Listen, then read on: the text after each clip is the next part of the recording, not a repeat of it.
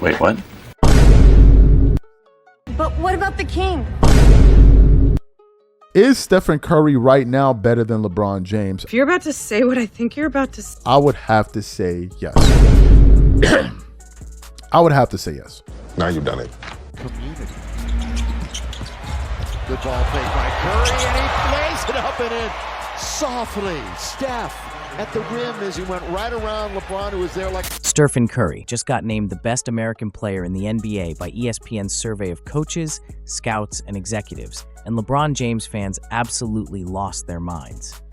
All of a sudden, LeBron is from Peru, one fan tweeted desperately. I guess LeBron is from Wakanda, cried another. But here's the brutal truth they don't want to face. This wasn't even close.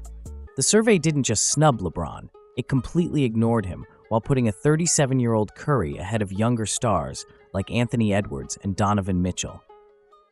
When NBA insiders who watch basketball for a living choose an aging point guard over the supposed GOAT, that tells you everything about where LeBron's career really stands.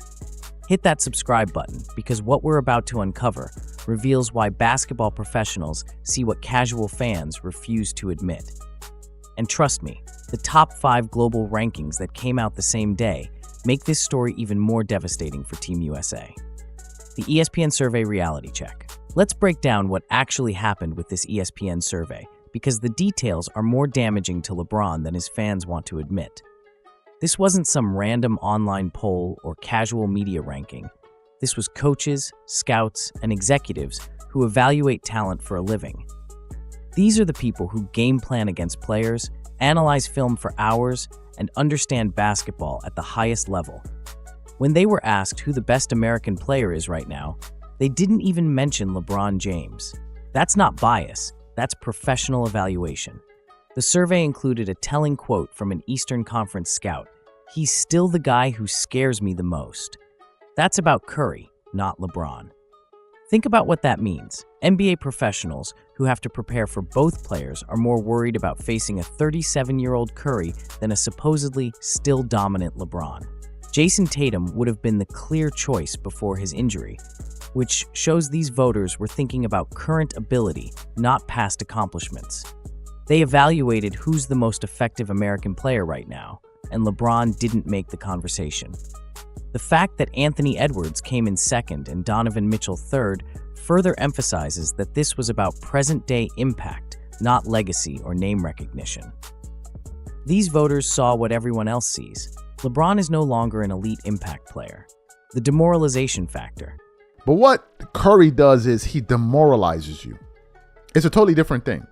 Curry would just be demoralizing guys by hitting shots, and you're like, okay, how is he doing this? The host made a crucial point about what separates Curry from other elite players. He doesn't just beat you, he demoralizes you. This psychological impact is exactly why NBA professionals still fear him more than supposedly superior athletes. When Nikola Jokic gets hot and makes shots, it's impressive basketball. When Curry gets hot, it's psychological warfare. Opposing coaches literally run out of defensive schemes because normal basketball logic doesn't apply to his shooting ability. Curry can be ice cold in the first half, then single-handedly end games in the third quarter with shooting displays that break the will of opposing teams. That's not just skill, that's a mental weapon that few players in NBA history have possessed. LeBron, for all his physical gifts, has never had this kind of psychological impact on opponents. He's never been the guy who could demoralize teams with pure skill rather than physical dominance. When his athleticism declined, so did his ability to impose his will on games. The demoralization factor explains why a 37-year-old Curry is still considered more dangerous than a physically superior LeBron. Basketball isn't just about measurable attributes, it's about who can break an opponent's spirit, and Curry still has that power. The fan meltdown analysis. The reaction from LeBron fans to Curry being named the best American player revealed everything about how delusional his fan base has become. Instead of accepting that NBA professionals might know more about current player evaluation than casual fans, they went into full denial mode. All of a sudden, LeBron is from Peru, and I guess LeBron is from Wakanda, aren't jokes. They're desperate attempts to explain away why their idol wasn't even mentioned in the survey. These fans can't comprehend that LeBron might not be considered elite anymore by people who actually work in basketball. The geographic jokes also revealed the fans' fundamental misunderstanding of the question. This wasn't about who has the most impressive career or who's made the most money. It was about who's the most effective American player right now. LeBron's birthplace isn't in question. His current ability is. The meltdown showed how LeBron's fan base has become disconnected from basketball reality. They've been fed narratives about his continued dominance for so long that they can't process objective evaluation from basketball professionals. Most telling was the complete absence of basketball arguments in their responses. No one tried to make a case for LeBron's current impact, advanced statistics, or team success. They just couldn't believe he wasn't automatically included based on name recognition alone. The Anthony Edwards problem. Anthony Edwards, finishing second in the survey, highlighted both his potential and his current limitations. While he's clearly viewed as the future of American basketball, the voters recognized he's not quite ready to claim the top spot yet. The host identified Edwards' main issue. He's become too one-dimensional, settling for three-pointers instead of using his athleticism to attack the basket. This is a common problem with young players who get enamored with the three-point revolution without developing complete games. Edwards has all the physical tools to be the best American player, but potential doesn't equal current production. The survey voters were evaluating present-day impact, not future projections, which is why they chose proven production over athletic upside. The fact that Edwards is planning on expanding his game this summer actually supports the survey results. If he's still working on becoming complete, he's not there yet. Curry, meanwhile, has been a complete player for over a decade. This comparison also highlights why LeBron's exclusion is so damaging. Edwards is viewed as having more current impact despite being less developed than his peak potential, which suggests LeBron's decline is more significant than his fans want to admit. The international dominance. ESPN's top 5 global rankings revealed an even more uncomfortable truth for American basketball fans. The best players in the world aren't American anymore. Jokic, SGA, Luka, Giannis, and Wemby represent a changing of the guard that leaves Team USA scrambling. The host's analysis was brutal but accurate.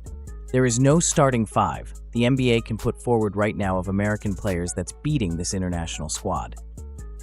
When you can run SGA at point guard, Luka at shooting guard, Giannis at small forward, Jokic at power forward, and Wemby at center, you have a team with no weaknesses. This international dominance explains why Curry being named the best American player isn't necessarily impressive. He's the best of a diminishing group. When the top American player is 37 years old, it indicates a talent gap that should concern USA basketball. The positionless basketball reality makes this even worse for American prospects. You can't hide weak defenders or limited players when everyone on the international team can handle, shoot, and create. American basketball's traditional advantages in athleticism and depth have been neutralized. LeBron's absence from both the American rankings and global top 5 represents the end of an era where American superstars dominated international basketball. The torch has been passed to a new generation, and it's not American. The current ability truth. What the ESPN survey really measured was current basketball ability versus reputation, and the results were devastating for LeBron's legacy narrative. When basketball professionals evaluate who they'd rather face right now, LeBron doesn't make the conversation. This isn't about disrespecting LeBron's career accomplishments. It's about honest evaluation of present-day impact. At 40 years old, coming off a season where his team struggled despite having talent, LeBron is no longer an elite current player, regardless of his historical achievements. Curry, despite being 37, still provides elite shooting that changes how defenses operate. He still requires game planning adjustments that few players demand. His skill set hasn't diminished the way LeBron's physical advantages have. The survey results suggest that NBA insiders view LeBron as a name brand rather than a current impact player. They see someone who can still contribute, but isn't among the most dangerous American players anymore. This distinction between past greatness and current ability is what LeBron fans refuse to accept. They want credit for career accomplishments in discussions about present-day effectiveness, but basketball professionals make clear distinctions between the two. The changing of the guard. Stephen Curry being named the best American player by NBA coaches, scouts, and executives represents more than just one survey result. It's confirmation of basketball's changing landscape. When professionals who evaluate talent for a living choose a 37-year-old point guard over the supposed GOAT, it sends a clear message about current reality versus past reputation. The fan meltdown over Curry's selection revealed how disconnected casual observers have become from professional basketball evaluation. Instead of basketball arguments, LeBron supporters resorted to geography jokes and denial, proving they can't defend their position with actual analysis.